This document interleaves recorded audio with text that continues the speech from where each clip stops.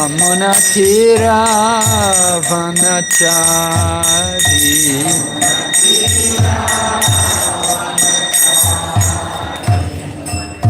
Yamunatira Vanachari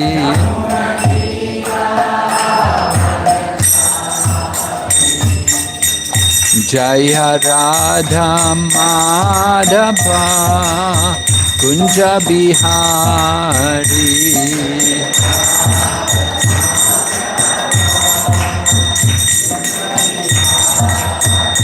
Jaya Radha Madhava Kunja Bihari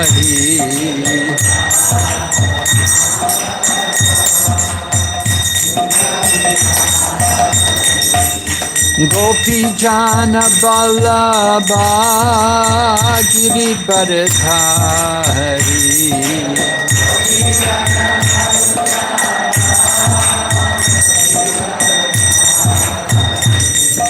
Gopi Jana Vallabha Girivardhari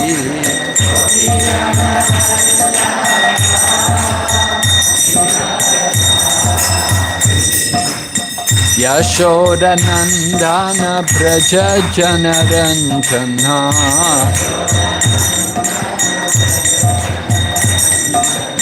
Yashoda Nandana Braja Janaranjana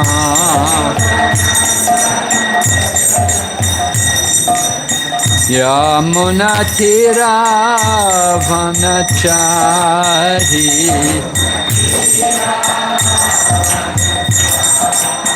Yamunatira Vanachari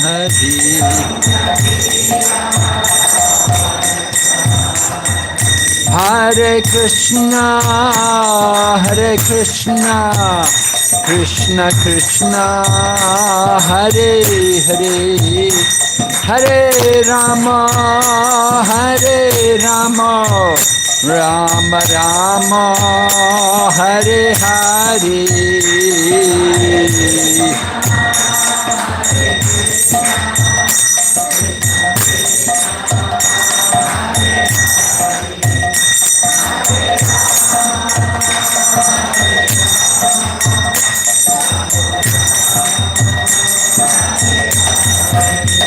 Hare Krishna Krishna Krishna Hare Hare Hare Rama Rama Rama Hare Hare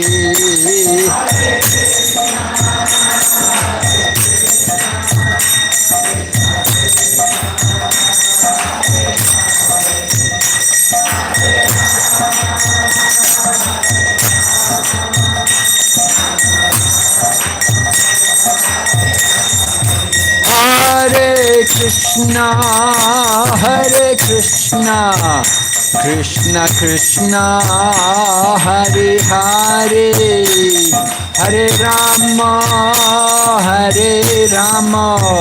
Rama Rama Hare Hare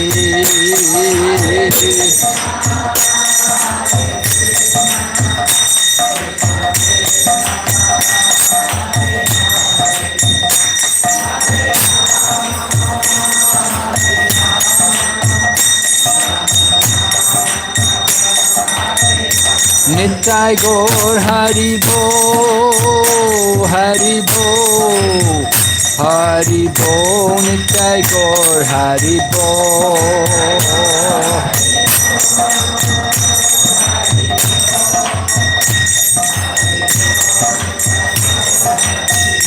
Jai Jai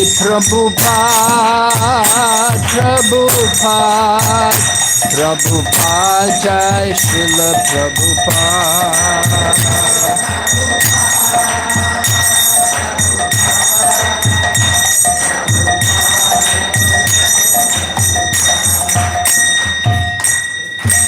Gaur Premanande Om Namo Bhagavate Vasudevaya. Om Namo Bhagavate Vasudevaya.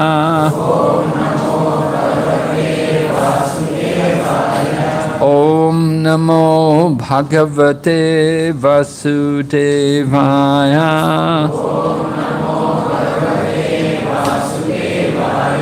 Narayanam Namaskrityam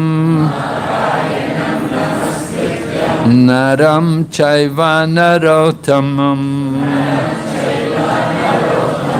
Daivim Sarasatim Vyasam Tato Jayamudherayat Nasta Praeshu Vabhadreshu Nityam Bhagavata Sevaya Bhagavati Uttama Shloke Bhaktir Bhavati Naishtiki.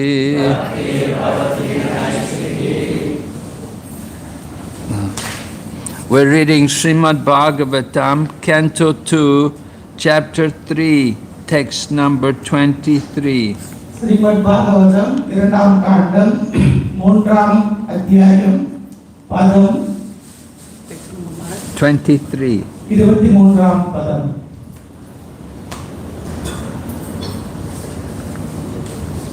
Jivan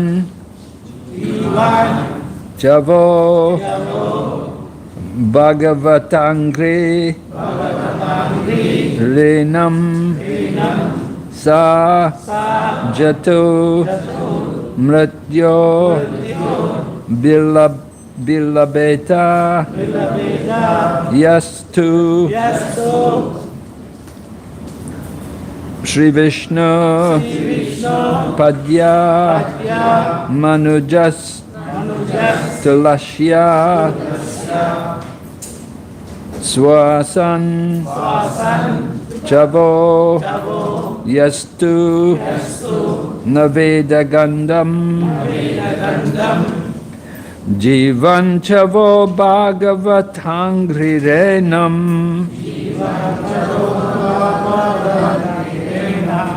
Najatu Mrityo Bilabeta Yastu Shri Vishnu Padyor Manujas Talashya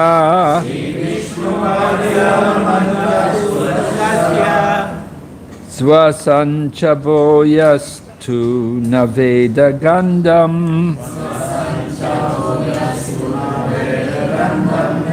Jivan Chavo Bhagavatangri Renam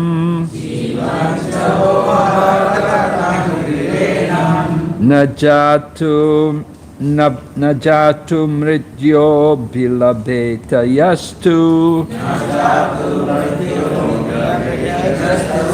Shri Vishnu Padya Manujas Talashya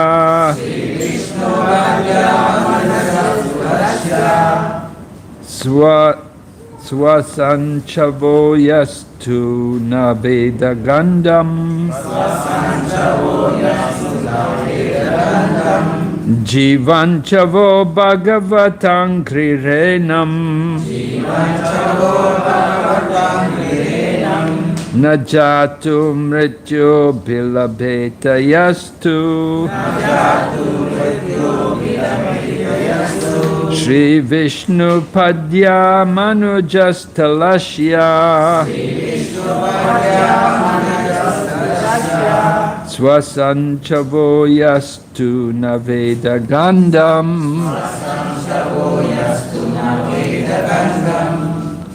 Anybody like to chant?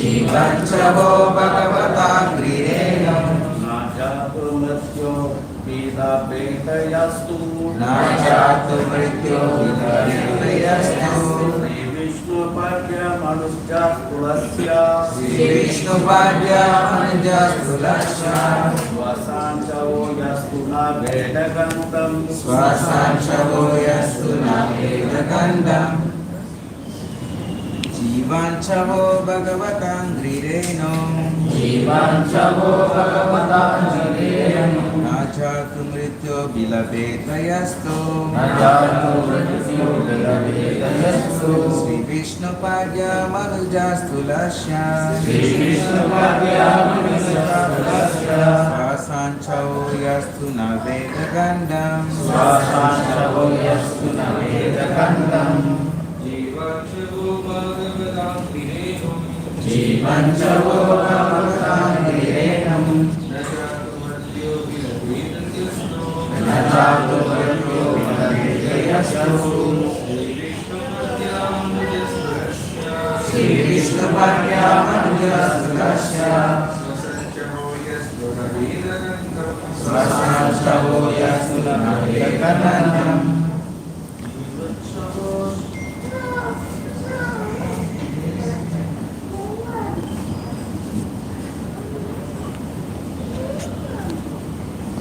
Any Madajis would like to chant? Jivanchavo bhagavatangrirenam Najatu mrityo bilabeta yastu Sri Krishna Balaram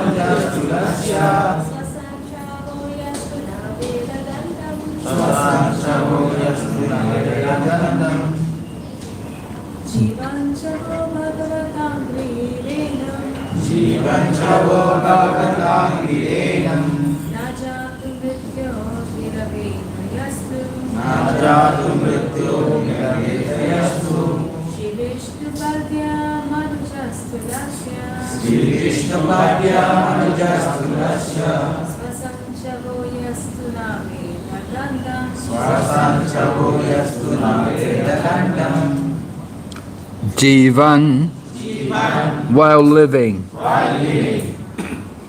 Shava, a dead body. Bhagavata Angrirenam, the dust of the feet of a pure devotee.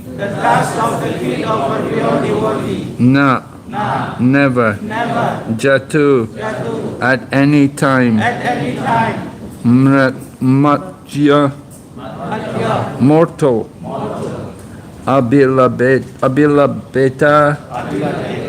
particularly received. Ya, a person. Tu, but. Shri, with opulence.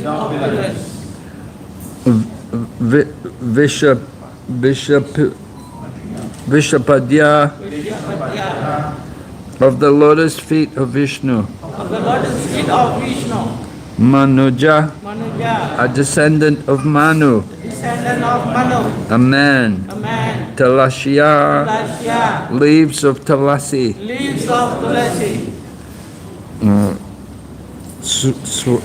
Swasan, while breathing. Shava, still a dead body. Ya, who, tu, but, na, Veda, never experienced. Gandham, the aroma. Translation: the person who has not at any time received the dust of the feet of the Lord's pure devotee upon his head is certainly a dead body, and the person who has never experienced the aroma of the Tulasi leaves from the lotus feet of the Lord is also a dead body, although breathing. You can all repeat. The person who has not at any time received the dust of the feet of the Lord's pure devotee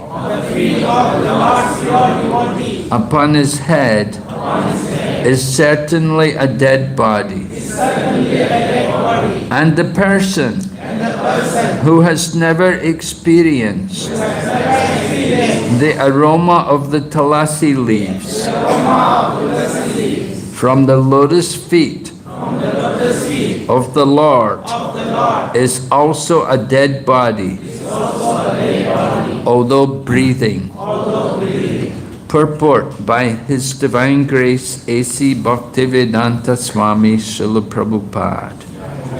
According to Srila Vishwanath Chakravarti Thakur, the breathing dead body is a ghost. When a man dies, he is called dead. But when he again appears in a subtle form, not visible to our present vision, and yet acts, such a dead body is called a ghost. Ghosts are always very bad elements, always creating a fearful situation for others. Similarly, the ghost-like non-devotees who have no respect for the pure devotees, nor for the Vishnu deity in the temple, create a fearful situation for the devotees at all times. The Lord never accepts any offering by any such impure ghosts. There is a common saying that one should first love the dog of the beloved before one shows any loving sentiments for the beloved. The stage of pure devotion is attained by sincerely serving a pure devotee of the Lord. The first condition of devotional service to the Lord is therefore to be a servant of a pure devotee. And this condition is fulfilled by the statement, reception of the dust of the lotus feet of a pure devotee who has also served another pure devotee. That is the way of pure disciplic succession or devotional parampara. Maharaj Rahugan inquired from the great saint Jadbharat as to how he had attained such a liberated stage of a Paramahamsa. And in answer, the great saint replied as follows: Rahuganaita tapasa nayati nachejya nirvapanat grehadva.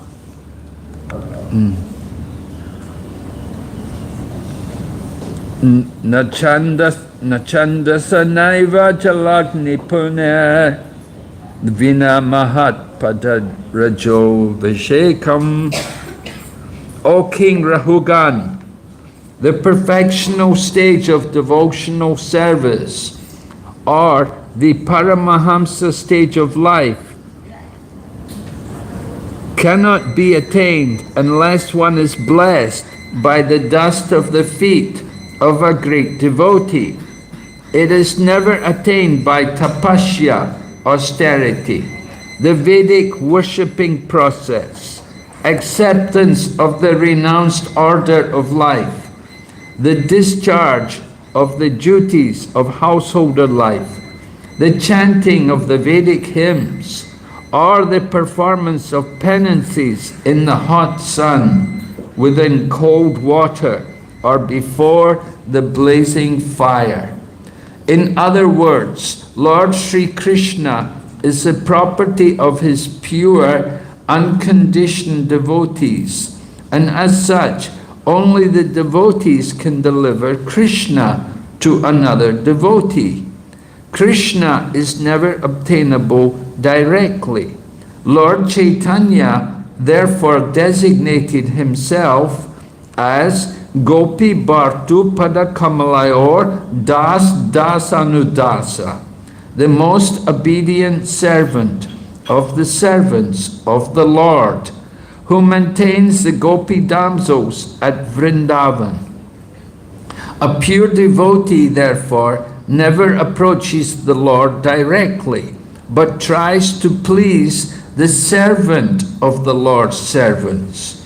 And thus the Lord becomes pleased, and only then can the devotee relish the taste of the tulasi leaves stuck to his lotus feet.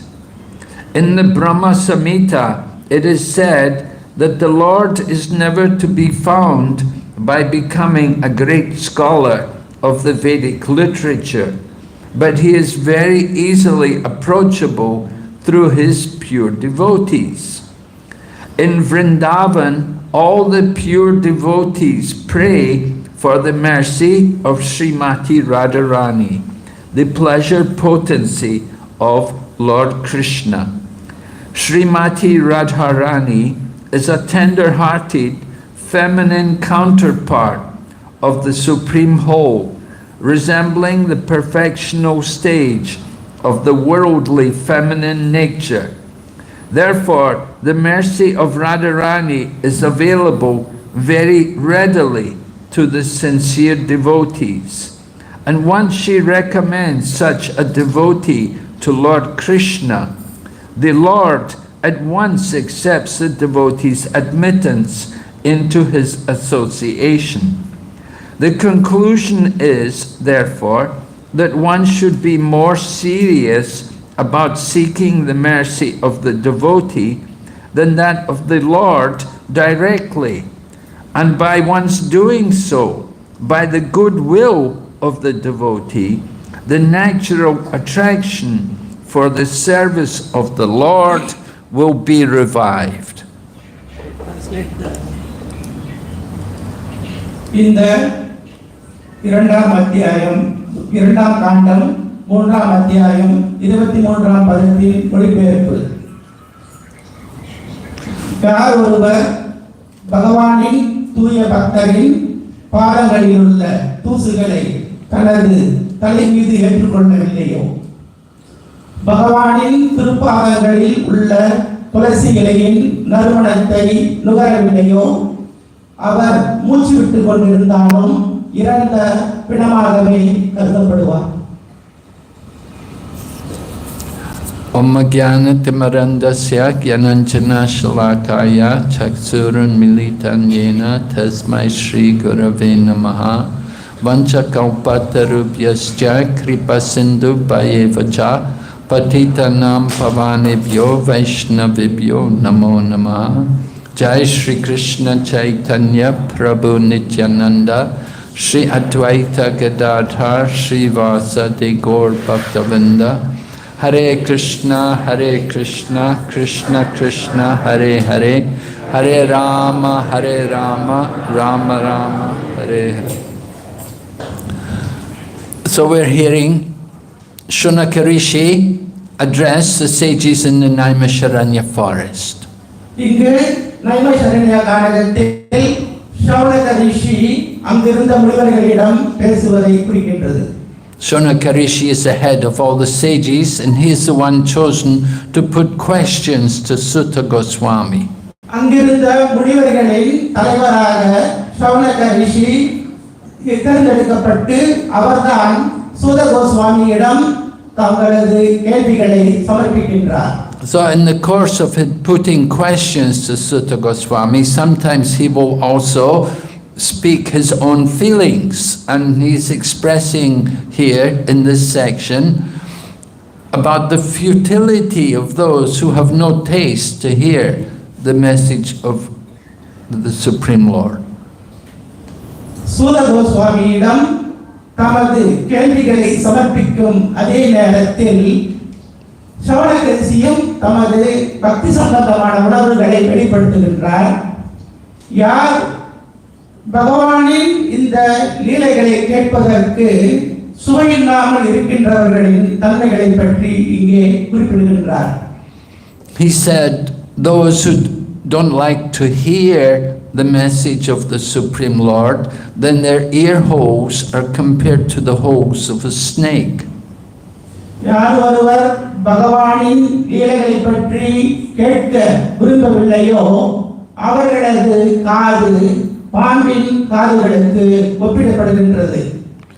And those people who don't like to chant the glories of the Lord, who won't chant His holy name, then their tongue is like that of a frog. யார் ஒருவர் பகவானின் புனித நாமத்தை ஜெபிக்க விரும்பவில்லையோ அல்லது பகவானின் புகழை பாடவில்லையோ அவரது நாக்கு தவளையின் நாக்கிற்கு ஒப்பிடப்படுகின்றது. These examples have been given by Shonaka Rishi. இந்த உதாரணம் தான் சௌனக ரிஷி அவர்களால் வழங்கப்படுகின்றது. Holes of a snake. The snake enters the hole, eats the rat which is living in the hole. பாம்பு வழக்கமாக பொந்துகளில் வசிக்கும் எலிகளை பிடிப்பதற்கு அங்கே நுழையும். So the snake of death enters the ears of those who don't like to hear. மரணமெனும் இந்த பாம்பு பகவானின் மகிமையை கேட்க விரும்பாதவர்களின் காதுகளில் நுழைகின்றது. But those who have a taste for hearing, they can have a long life. They can live a very long time hearing the glories of the Lord. பகவானின் மகிமைகளை கேட்க விரும்பும் பக்தர்களின் ஆயுள் கண்டிப்பாக நீட்டிக்கப்படும். Shonaka had described that for those who have no attraction to hear, then as the sun rises and sets, it reduces the duration of life. சௌனக ரிஷி இங்கே குறிப்பிடுகின்றார், யார் ஒருவர் பகவானின் மகிமைகளை கேட்க விரும்பவில்லையோ சூரியன் உதித்து அஸ்தமிக்கும் ஒவ்வொரு நாளும் அவரின் ஆயுள் குறைந்து கொண்டு வருகின்றது. But for those who have an attraction for hearing the glories of the Lord, then there's no influence of time on them. ஆனால் யார் ஒருவருக்கு பகவானின் லீலைகளை கேட்கும் ஆர்வம் இருக்கின்றதோ அவர் காலத்தினால் கட்டுப்படுத்தப்படுவதில்லை. And the tongue was described to be like that of a frog, because the frogs in the rainy season, we will hear the croaking of the frogs, and that croaking of the frog will simply bring snakes which will devour the frog. இது போலதான் நாக்கு என்று குறிப்பிடும் பொழுது தவளையின் நாக்கு குறிப்பிடப்படுகின்றது. மழை காலங்களில் நீங்கள் பார்த்தால் தவளைகள் கத்திக் கொண்டிருக்கும், நிச்சயமாக அவை பாம்புகளை வரவழைக்கும். So in this way people waste their valuable human life. இப்படித்தான் அரிதான மனித பிறவியை மக்கள் வீணடித்துக் கொண்டிருக்கின்றனர். One's head may be decorated with a very nice turban. ஒருவருடைய தலை மிக அழகான தலைப்பாகையால் அலங்கரிக்கப்பட்டிருக்கலாம். But if that head will not bow before the Lord, then that head is just simply a heavy burden. அப்படி தலைப்பாகை அணிந்த அந்த தலை பகவானின் முன் பணிந்து வணங்கவில்லை என்றால் அந்த தலைப்பாகை அவருக்கு ஒரு சுமையாகவே அமையும். And if the legs are not used to walk to the holy places and to go to the temples and see the deities, then those legs are compared to the trunks of a tree. அதுபோலவே பகவானின் புனித ஸ்தலங்களுக்கு ஆலயங்களுக்கு நடந்து செல்லாத கால்கள் மரங்களுக்கு ஒப்பிடப்படுகின்றன. We were walking in the botanical garden this morning and we saw the trees. Their roots are stuck there in the ground. They're not moving anywhere. இன்று காலை தாவர பூங்காவிற்கு சென்று நாம் நடந்து கொண்டிருந்தோம். அங்கே மரங்களின் வேர்களை கண்டோம். அவை நிரந்தரமாக அங்கே நிலை பெற்றிருக்கின்றன. அவற்றால் அசைய முடியாது. So in the same way, if people don't use their legs to walk to the holy places and to go and see the deities in the temple, then their legs are useless. They're not serving the real purpose of legs. அதுபோலவே யார் ஒருவருடைய கால்கள் புனித ஸ்தலங்களுக்கு அல்லது ஆலயங்களுக்கு சென்று பகவானின் விக்கிரகங்களை வணங்கவில்லையோ அவை அசைய முடியாத அந்த மரங்களுக்கு ஒப்பாக கூறப்படுகின்றன. In this way, Shonaka Rishi is describing how the different limbs of the body and the different faculties activities of the body, they're all meant to be used for the service of the Lord. இவ்வாறுதான் சௌனக ரிஷி நமது உடலின் ஒவ்வொரு அங்கங்களும் எப்படி பகவானின் சேவைக்காக பயன்படுத்த முடியும் என்பதை விவரிக்கின்றார். So in the verse today, he's mentioned about the importance of getting the blessing, taking the dust from the feet of the devotees.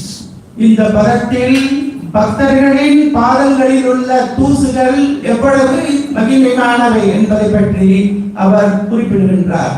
And if we don't get the dust from the feet of the devotee, then our bodies are compared to like a dead body.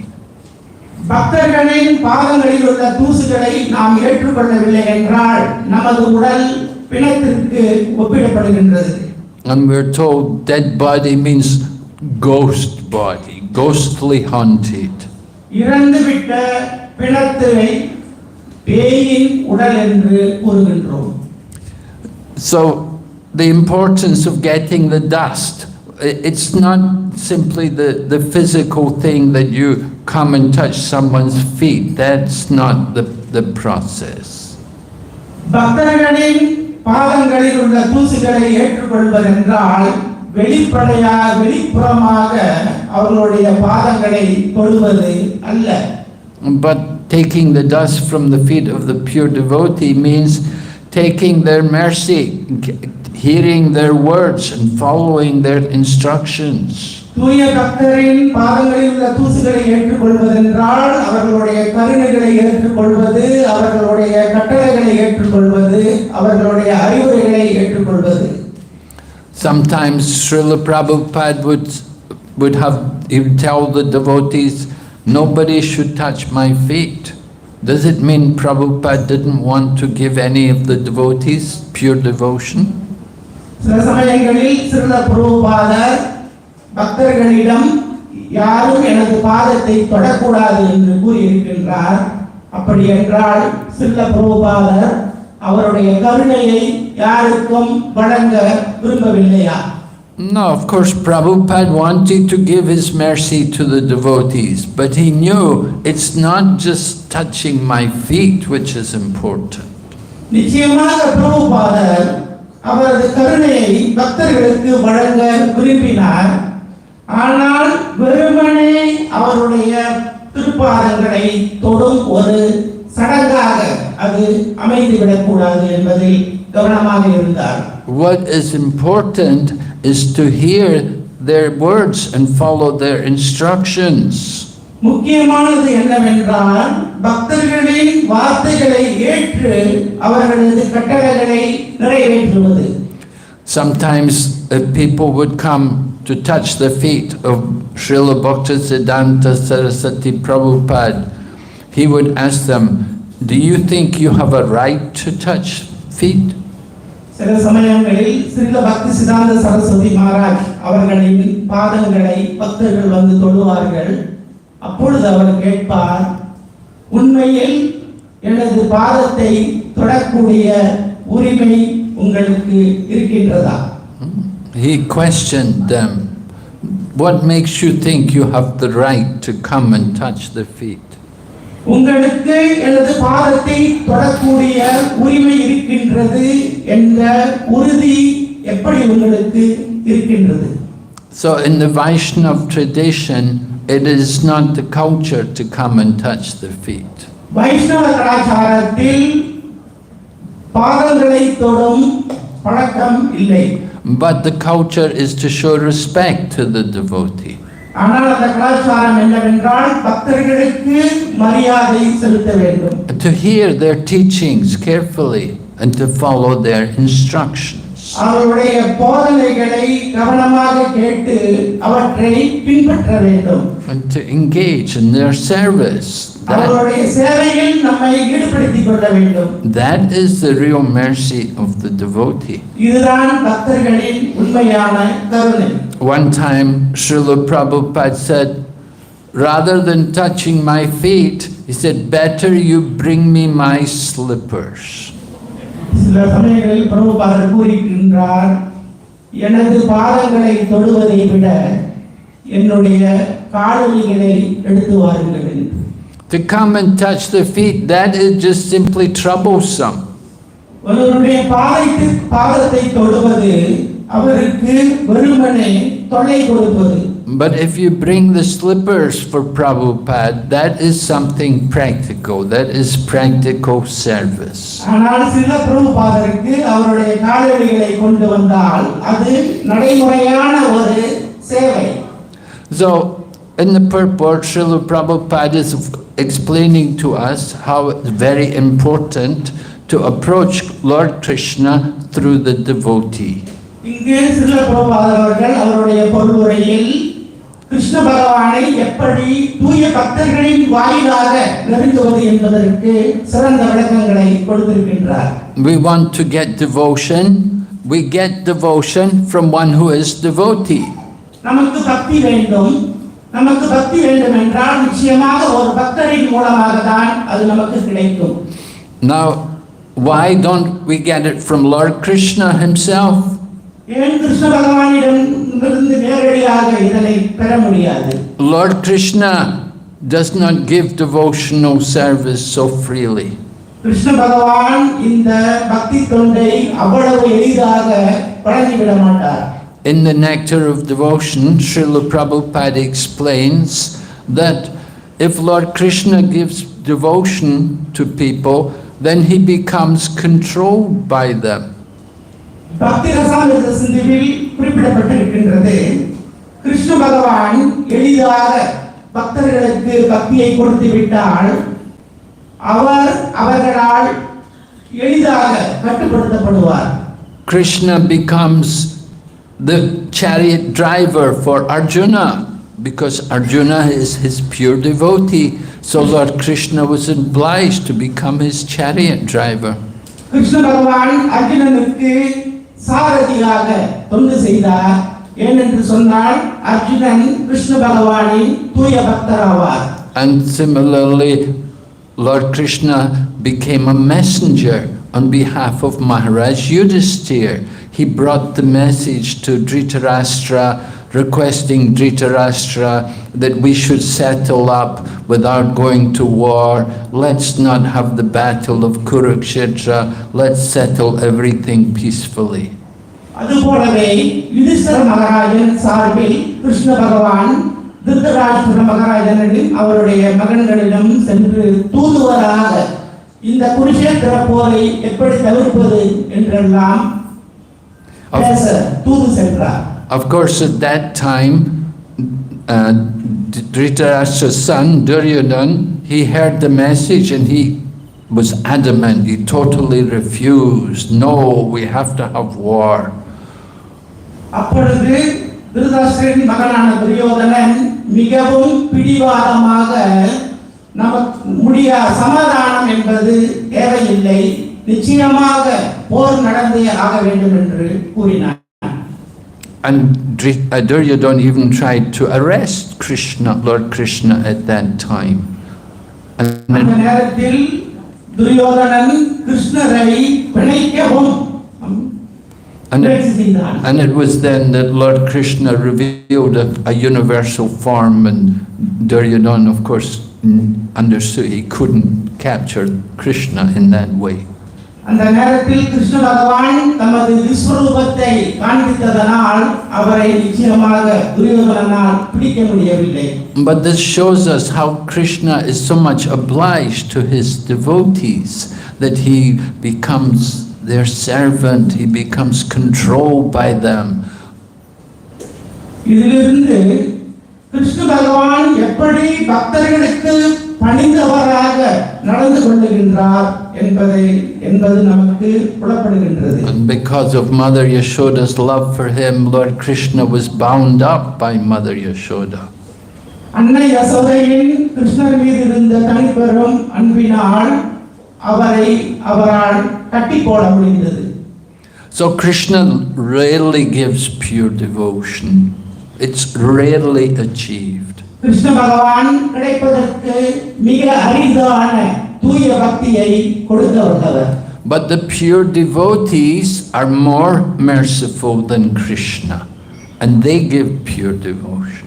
ஆனால் தூய பக்தர்கள் கிருஷ்ண பகவானை விட கருணை மிக்கவர்கள் என்பதனால் அவர்களால் தூய பக்தியை கொடுக்க முடியும். We want to get bhakti, we have to get it from someone who has bhakti to give us. நமக்கு பக்தி தேவை என்றால் யாரிடம் பக்தி இருக்கின்றதோ அவர்களிடமிருந்து தான் பெற்றுக்கொள்ள முடியும்.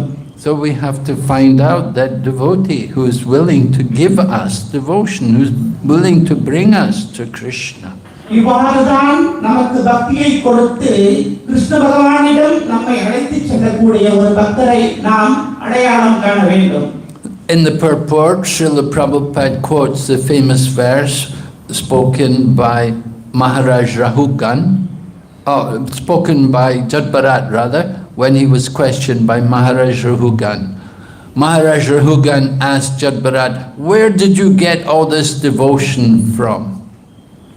இங்கு இந்த பதத்தில் குறிப்பிடப்படுகின்றது மகாராஜா ரகுகணர் ஜடபரதர் மகாராஜா ரகுகணனிடம் உபதேசங்களை வழங்கும் பொழுது மகாராஜா ரகுகணன் ஜடபரதரிடம் இந்த ஞானம் எல்லாம் உனக்கு எங்கிருந்து கிடைத்தது என்று கேட்டார். Maharaj Rahugan was a king and he was being carried in a palanquin and he was going to visit some holy place. And while he was on the way, one of the palanquin carriers was injured and he had to replace him. He needed another person to help carry the palanquin. And he saw Jadbharat and he thought, oh, he has a strong body. He looks like he could do the job. Maharaja Rahugana ஒரு சமயம் புனித தலத்திற்கு பல்லக்கில் சென்று கொண்டிருந்தார். அப்பொழுது பல்லக்கை தூக்கி சென்றவர்களில் ஒருவருக்கு காயம் ஏற்பட்டது. அப்பொழுது அவருக்கு பதிலாக மற்றொருவரை நியமிக்க பார்த்த பொழுது மகாராஜர் ஜடபரதரை கண்டார். அவர் மிகவும் உறுதியான உடல்வாகு கொண்டிருந்ததனால் பல்லக்கை தூக்குவதற்கு இவர் உகந்தவர் என்று மகாராஜர் நினைத்தார். So Jadbharat was playing the part of a foolish person, and he didn't speak anything, he didn't say anything, he pretended he was just dumb, and they thought he was just some foolish person. He was dressed in ragged clothes and his hair was disheveled. And so Maharaj Rahugan thought, yeah, let him carry my palanquin, he can help to carry it, he can be one of the carriers. ஜடபரதர் மிக எளிமையாக ஒரு ஊமையை போல் நடந்து கொண்டதனால் மகாராஜா ரகுகணன் அவரை பல்லக்கு தூக்குவதற்கு ஏற்றவர் என்று நினைத்தார். But when Jadbharat was carrying the palanquin, he was very careful not to walk on top of any insects which were moving on the path. And he was carrying the palanquin in a rocky manner, so the king became very disturbed. இவ்வாறு பல்லக்கை தூக்கி செல்லும் பொழுது ஜடபரதர் தமது பாதம் எந்த பூச்சிகள் உயிரினங்களையும் மிதித்துவிடக் கூடாது என்பதில் மிக கவனமாக இருந்து கொண்டு அவர் தாண்டி தாண்டி நடந்ததனால் பல்லக்கு ஆட்டம் கண்டது. So the king got angry at him and began to shout and began to threaten to have him beaten. அப்பொழுது அரசருக்கு கோபம் வந்தது. அவரை அடிப்பது போல அவர் மிரட்டினார். And when Jadbharat heard the king speak like this, then Jadbharat began to speak philosophically and revealed that he was a greatly enlightened personality. இவ்வாறு அரசர் கடுமையாக பேசிய பொழுது ஜடபரதர் ஒரு தன்னுணர்வு பெற்ற தூய பக்தர் என்ற நிலையில் அரசனுக்கு உபதேசம் செய்ய ஆரம்பித்தார். So we have to understand that we don't know always who is actually the enlightened person. It's not that they have to be a sannyasi in monk's robes to be enlightened. The one could be in any position in society, and they may be the most advanced transcendentalists. இவ்வாறாக யார் உண்மையில் தன்னுணர்வு பெற்ற பக்தர் என்பதை நம்மால் எளிதாக கணிக்க முடியாது. அவர் ஓர் காவி உடைந்த உடை அணிந்த சன்னியாசியாக இருக்கலாம் அல்லது சாதாரணமாக இருக்கலாம். நிச்சயமாக வெளித்தோற்றத்தை பார்த்து நாம் அவர்களை எடை போட்டு விட முடியாது. அவர்களில் ஒருவர் தன்னுணர்வு பெற்ற தூய பக்தராக இருக்கலாம். So Maharaj Rahugan questioned Jadbharat, where did he get all of this philosophy from? How did he know all of these things? Because he was talking in such a philosophical manner that Maharaj Rahugan was amazed. He thought he's so elevated, so enlightened. So he asked him, who taught you all of this? Where did you get all this?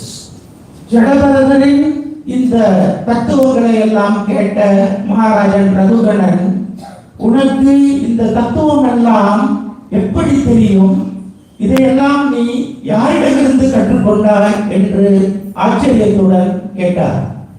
So then Jadbharat made his reply. He said, I didn't get it by simply studying the Vedas or by doing great austerities or by doing a lot of charity. I didn't get it by simply being a good householder or by being a good sannyasi. But the only way which we can get this kind of devotion, this knowledge, this understanding, is only possible by the mercy of a devotee.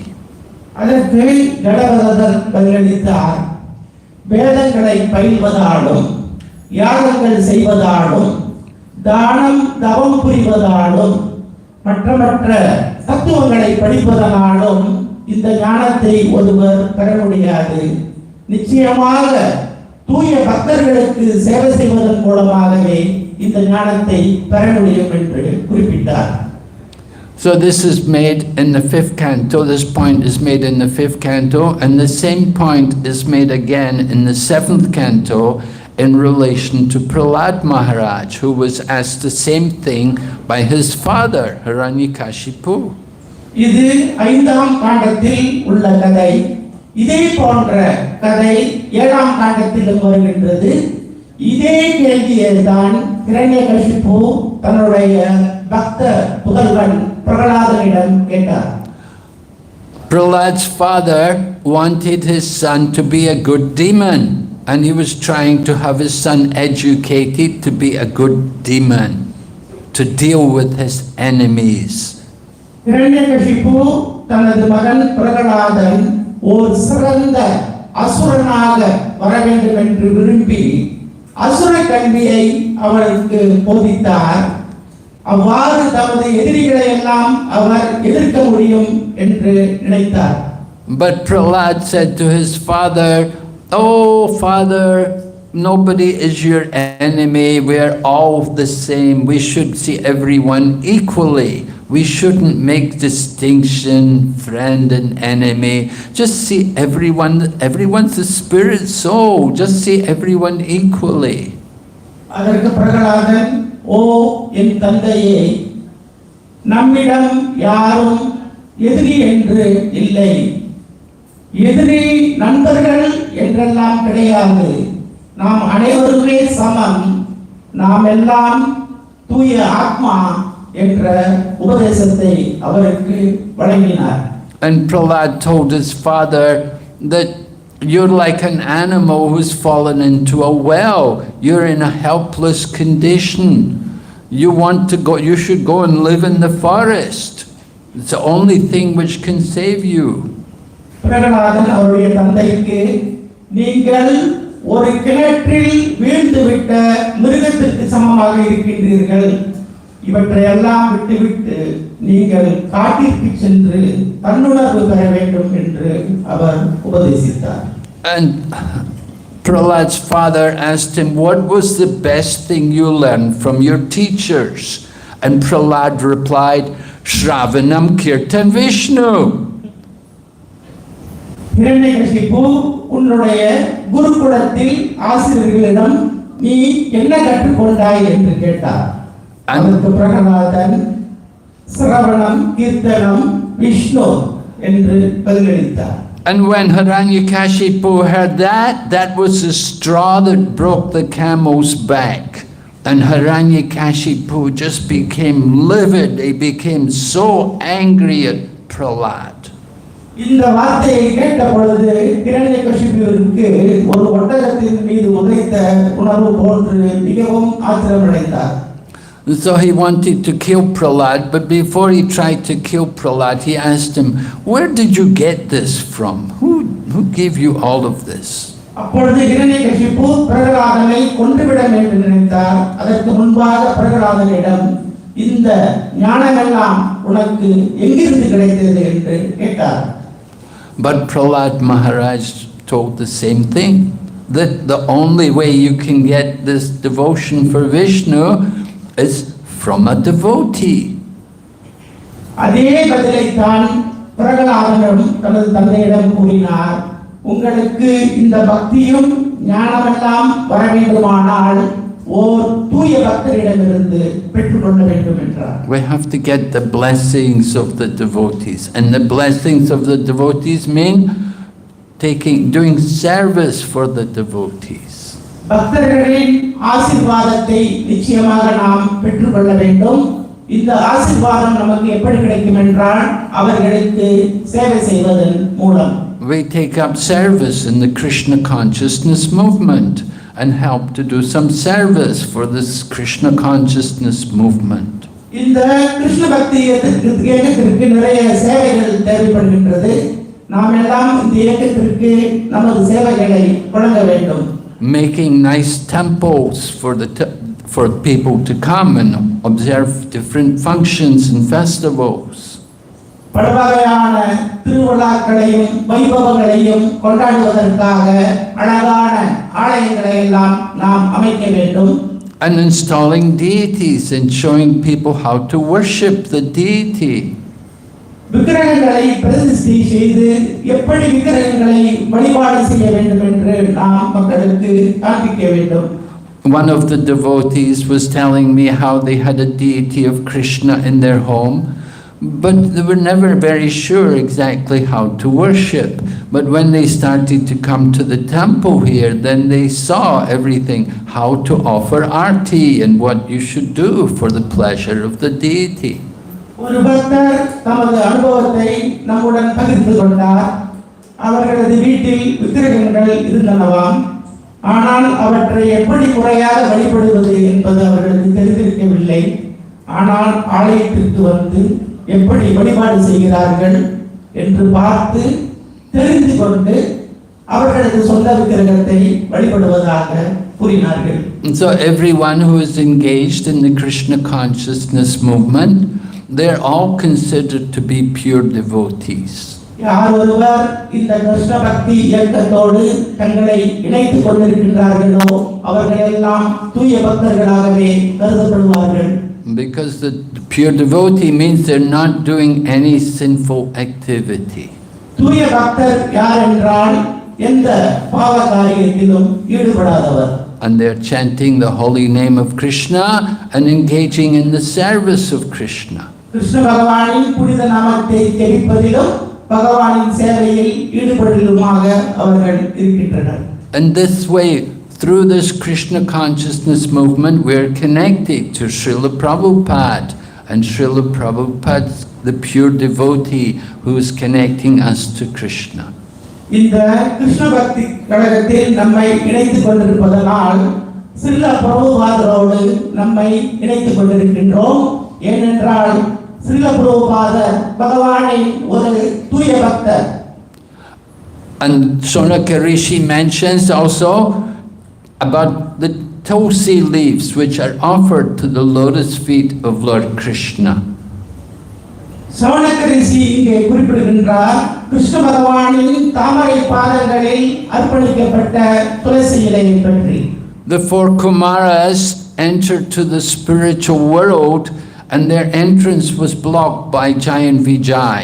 And at that time Lord Padmanabha came there along with the goddess of fortune to meet the four Kumaras.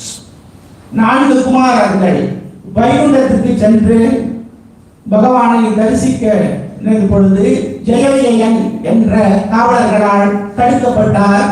அப்பொழுது பத்மநாப சுவாமி இவர்களை காண்பதற்காக நேரில் வந்தார். Now the four Kumaras were Brahmagyanis. They were attracted to the impersonal Brahman. They had heard about the feature of the Lord as Bhagavan, but they were not so much inclined. They were more attracted to the impersonal Brahman. இந்த நான்கு குமாரர்கள் ஆரம்பத்தில் பிரம்மஞானிகள். பகவானின் ரூபத்தை பற்றி அவர்களுக்கு தெரிந்திருந்தாலும் அதில் ஆர்வம் காட்டாமல் பகவானின் அருவ ரூபத்தை அவர்கள் வழிபட்டு வந்தனர். Now the four Kumaras are sons of Lord Brahma, and Lord Brahma is the pure devotee. He's the head of our sampradaya.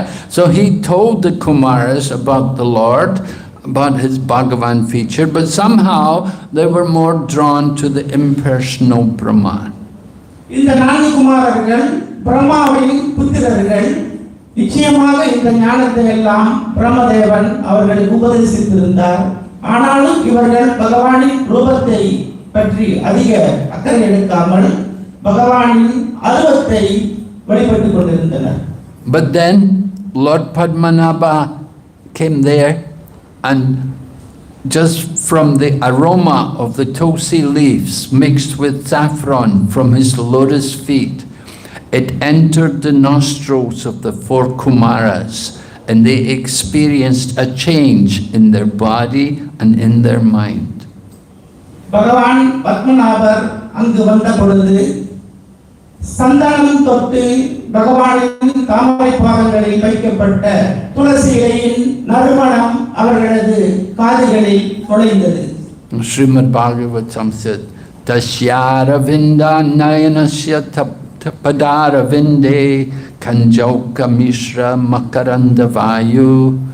Like that, Srimad Bhagavatam is describing how that aroma of the tulsi leaves was so potent that it entered the nostrils of the four Kumaras, and they gave up their attraction to the impersonal Brahman, and they became devotees of the Lord.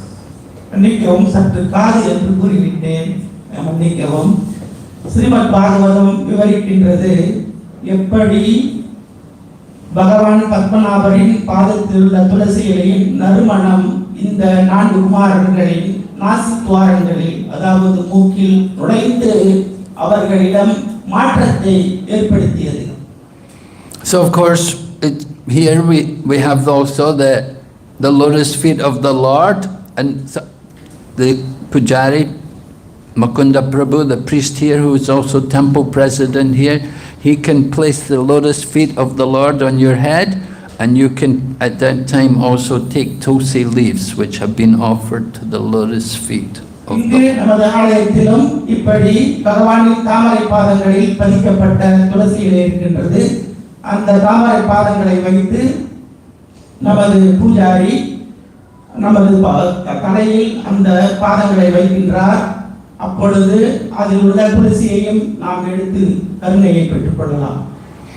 So this way Shonaka Rishi is encouraging all of us to take advantage of these activities. இவ்வாறுதான் சௌனக ரிஷி இப்படிப்பட்ட மனப்பாங்குடன் இப்படிப்பட்ட பக்திக்கு சாதகமான காரியங்களில் ஈடுபட நம்மை பணிக்கின்றார். He is describing the hopelessness of people who don't do these things. இவற்றையெல்லாம் செய்யாத மனிதர்கள் எப்படி பயனற்றவர்கள் என்ற கருத்தையும் அவர் இங்கே முன்வைக்கின்றார். They're described to be like dead bodies. இவர்கள் பிணங்களாக வர்ணிக்கப்படுகின்றார்கள். They're described as ghosts. So we don't want to be in that condition. We don't want to be ghostly haunted. We don't want to be dead. We want to awaken full life. இவர்களை பேய்களாகவும் வர்ணிக்கின்றார். இப்படி பிணங்களாகவும் பேய்களாகவும் வாழும் தன்மையை நாம் கொண்டிருக்க கூடாது. So by taking the tulsi leaves offered to the lotus feet of the Lord, that way we get the mercy of Krishna, the mercy of his devotees. பகவானின் தாமரை பாதங்களில் பதிக்கப்பட்ட துளசியை ஏற்றுக்கொள்வதால் பகவானின் கருணையும் அதோடு பக்தர்களின் கருணையையும் நம்மால் பெற முடியும். Shonaka Rishi is telling us what we should be aware of. If we don't do these things, then we're missing a great opportunity. ஷோனக ரிஷி இங்கே குறிப்பிடுகின்றார், இதையெல்லாம் நாம் பின்பற்றாவிட்டால் மாபெரும் பாக்கியங்களை எல்லாம் நாம் நிச்சயமாக இழந்து விடுவோம். All right, so we will stop here and ask if there's any question. இப்பொழுது இங்கே நாம் நிறுத்துகின்றோம். ஏதாவது கேள்விகள் இருக்கின்றனவா? Or any comments from some of the devotees? அல்லது பக்தர்களிடமிருந்து ஏதாவது கருத்துகள்?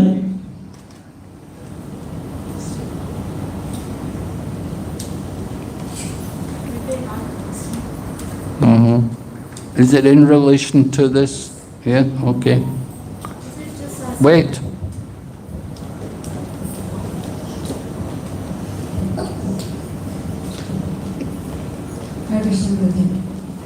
Just as you had said earlier in the purport that people who don't chant, their duration of their life reduces. Further, can you explain this further to me? Because I thought it's only based on people's karma that the lifeline is.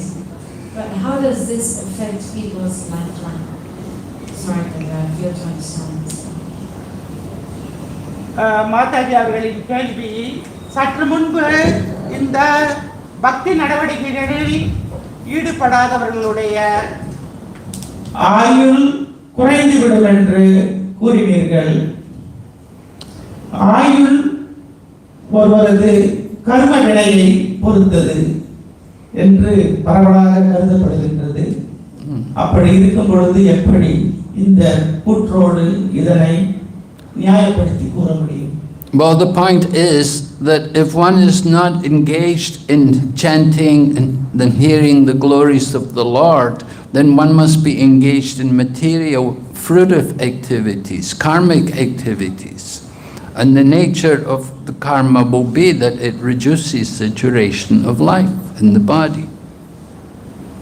ஒருவர் இப்படிப்பட்ட பக்தி தொண்டில் ஈடுபடவில்லை என்றால் பலநோக்கு செயல்களில் ஈடுபட்டு கர்ம காரியங்களிலே ஈடுபடுவார்கள். நிச்சயமாக இப்படிப்பட்ட காரியங்கள் ஒருவரது ஆயுளை குறைத்துவிடும். As the sun rises and sets, it's mounting the wheel of time. So the wheel of time is reducing the duration of life of each and every living entity. But if we have taken to the devotional service process, then we're no longer under the influence of the material nature. சூரியன் உதித்து மறையும் பொழுது காலச்சக்கரம் சுழன்று கொண்டிருக்கின்றது. நிச்சயமாக இந்த பக்தி தொண்டில் நாம் ஈடுபடாவிட்டால் நிச்சயமாக நமது ஆயுள் குறைந்து கொண்டுதான் வரும். The same point is made there in the Sri Ishopanishad. It's mentioned, first of all, about the Ishyavasya principle, that we should recognize everything as the property of the Lord and just take only what is our quota and don't take more. இதே கொள்கை ஸ்ரீ ஈசோபனிஷத்திலும் ஈசாவாசிய கொள்கையில் குறிப்பிடப்படுகின்றது. ஒருவர் தனக்கு தேவையானதை மட்டும் ஏற்றுக்கொள்ள வேண்டும், மற்றவற்றை ஏற்றுக்கொள்ளக்கூடாது. And then the Ishopanishad said one can live for hundreds of years if he goes on doing work in that way. இவ்வாறு ஒருவர் செயல்பட்டால் 100 வருடங்கள் வாழ முடியும் என்று இந்த ஈசாவாசிய கொள்கை குறிப்பிடுகின்றது. So when we act on the devotional platform, recognizing the Lord as the proprietor, you're no longer under the control of the material nature. இவ்வாறு படைக்கப்பட்டவை எல்லாமே பகவானுடைய உடைமை என்ற நிலையில் ஒருவர் இருக்கும் பொழுது நிச்சயமாக இந்த இயற்கையில் நம்மால் அமைதியாக வாழ முடியும். If we surrender to Krishna, then we are under the spiritual energy. Krishna பகவானிடம் நாம் சரணடைந்திருக்கும் பொழுது நாம் ஆன்மீக சக்தியின் கீழ் இருக்கின்றோம். And that will protect us from the effects of the material nature, which is to diminish the duration of life. ஆயுளை குறைக்கக்கூடிய இந்த ஜட சக்தியிலிருந்து இவ்வாறு நம்மால் தப்பித்து இருக்க முடியும். Yeah? Okay. And yes, Yuvati Sachit, what's your question?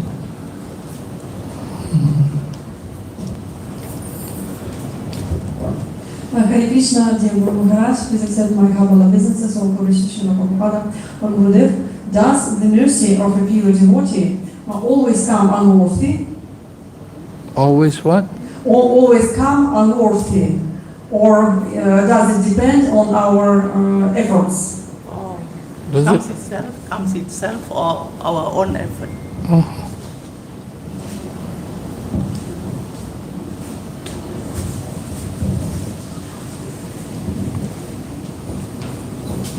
ஆச்சாரியர்கள் கேள்வி, இந்த தூய பக்தர்களின் கருணை தாமாகவே வருமா அல்லது நமது சொந்த முயற்சியால் வருமா? Well, there is such a thing as kripa siddha, that just by mercy you can become perfect. Kripa Siddha என்ற கொள்கையின் கீழ் இந்த கருணை தாமாகவே வருவதும் உண்டு. Kripa siddha is like getting an honorary degree from the university. Kripa Siddha என்பது பல்கலைக்கழகத்திலிருந்து கௌரவ பட்டம் பெறுவது. All right, did any of you people get honorary degrees? இங்கே யாராவது இப்படிப்பட்ட கௌரவ பட்டம் பெற்றிருக்கிறீர்களா?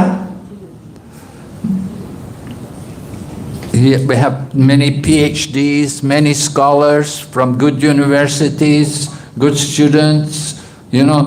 Did you get honorary degree? இங்கே பல PhD பட்டதாரிகளும் கல்விமான்களும் இருக்கின்றீர்கள். ஆனால் யாராவது கௌரவ பட்டம் பெற்றிருக்கிறீர்களா? Not very common. அது வழக்கமான ஒன்று அல்ல. Very rare. So kripa siddha is like that. There is such a thing as kripa mercy, but it's very, very rare. இது மிகவும் இந்த கிருபா சித்தா என்பது அப்படிப்பட்டதுதான், மிக மிக அரிதானது, கிடைக்கக்கூடியது, ஆனால் மிக மிக அரிதானது. So you want to get the mercy of the devotees, you have to desire it, you have to endeavor for it. அதனால் பக்தர்களின் கருணை வேண்டுமென்றால் நமக்கு நிச்சயமாக அந்த ஆவலும் முயற்சியும் இருக்க வேண்டும். So we do sadhana, we do our spiritual practice, we chant every day and we study the scriptures and we do service, and in this way we attract the mercy of the devotee. நாம் சாதனை சென்று ஆன்மீக பயிற்சி, ஆன்மீக சேவை இவற்றினால், இப்படிப்பட்ட சேவைகளினால் நிச்சயமாக இந்த கருணையை நம்மால் பெற முடியும். So it's not just sit back and wait for the mercy. கருணைக்காக வெறுமனே உட்கார்ந்து காத்துக் கொண்டிருப்பதல்ல. You have to desire the mercy. இந்த கருணையை நாம் விரும்ப வேண்டும். By desire, you will show your desire by your sincere efforts in performing service. இந்த சேவையை மிக கவனமாக செய்வதன் மூலம் நமது இந்த ஆவலை வெளிப்படுத்தலாம். As Srila Prabhupada would come to the temple, he would want to know, how many devotees have you made? Srila பிரபுபாதர் ஆலயத்திற்கு வந்து கேட்பார், எத்தனை பக்தர்களை நீங்கள் உருவாக்கி இருக்கிறீர்கள்?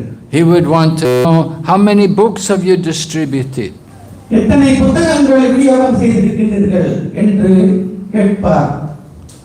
How many properties have you acquired? எவ்வளவு சொத்துக்களை நீங்கள் கொள்முதல் செய்திருக்கிறீர்கள் என்று கேட்பார். In this way, he could understand how much we are desiring the mercy of the devotee. இதிலிருந்து எவ்வளவு எந்த அளவிற்கு நாம் இந்த கருணையை பெற விரும்புகின்றோம் என்பதை அவர் காண விரும்புவார். So this is how you can please Prabhupada. இப்படிதான் நாம் சில பிரபுபாதரை திருப்திப்படுத்த முடியும். Make devotees, distribute books, and acquire properties. பக்தர்களை உருவாக்க வேண்டும், புத்தக விநியோகம் செய்ய வேண்டும், சொத்துக்களை கொள்முதல் செய்ய வேண்டும். Make some nice temples for Krishna. Krishna பகவானுக்காக அழகான ஆலயங்களை நிர்மாணம் செய்யுங்கள். And in this way, you get more mercy from Krishna. இவ்வாறு கிருஷ்ண பகவானிடமிருந்து நமக்கு மேலும் கருணை கிடைக்கும்.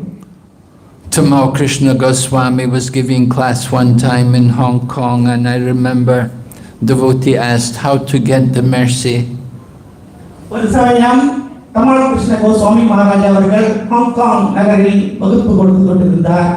பக்தர்கள் கேட்டனர் எப்படி நமக்கு கருணை கிடைக்கும் என்று. So Tamal Krishna Maharaj said, you put all your money in that box there. அதற்கு தமால் கிருஷ்ண கோஸ்வாமி அந்த உண்டியலை காட்டி உன்னுடைய எல்லா பணத்தையும் அதில் போட்டுவிடு, கருணை கிடைக்கும் என்றார். You get mercy. அப்பொழுது கருணை கிடைக்கும். Hare Krishna. Srila Prabhupada ki, Srimad Bhagavatam ki, Gaur Bhaktivinoda ki, Hare Krishna. Jai His Holiness Bhakti Vinod Das Narasimha Goswami Maharaj ki.